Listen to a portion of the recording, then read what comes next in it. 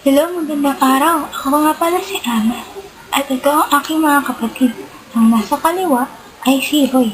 At ang nasa kanan naman ay si Bobby. At ngayon, ako ay magkukwento tungkol sa aking komunidad. Handa na ba kayo makinig? Ang aking komunidad. Nakatira ako sa Barangay San Gabriel. Barangay San Gabriel. Kahit maraming pamilya ang nakatira rito, malinis pa rin ang kapaligiran.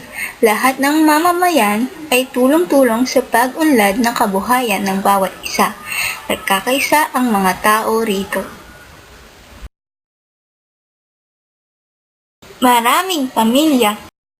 Si Ginoong Manuel de la Rosa ang pinuno rito. Pinuno, Ginoong Manuel de la Rosa. May iba't ibang etniko sa aking komunidad. May mga Ilocano, Muslim, Igorot, Tagalog, Pampango at Bicolano. Grupong etniko, Ilocano, Muslim, Igorot. Grupong etniko, Tagalog, Pampango, Bicolano. Iba-iba man ang pinagmulan at wikang sinasalita, kaming lahat ay pinagbubuklod ng aming iisang pananampalataya sa Diyos. May Iglesia ni Cristo, Katoliko, Muslim at iba pang relihiyon.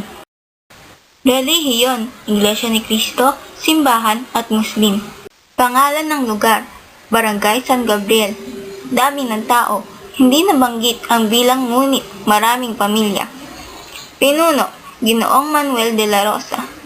Grupong etniko, Ilocano, Muslim, Igorot, Tagalog, Pampango at Bicolano. Relihiyon, Iglesia ni Cristo, Katoliko at Muslim. Maraming salamat sa pakikinig. Kayo mga kaibigan, alam niyo ba ang mga batayang impormasyon tungkol sa inyong komunidad?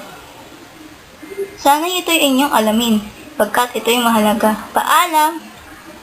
Mga batayang impormasyon ng komunidad. Pangalan ng lugar, dami ng tao, pinuno, grupong etniko, relihiyon, at wikang sinasalita.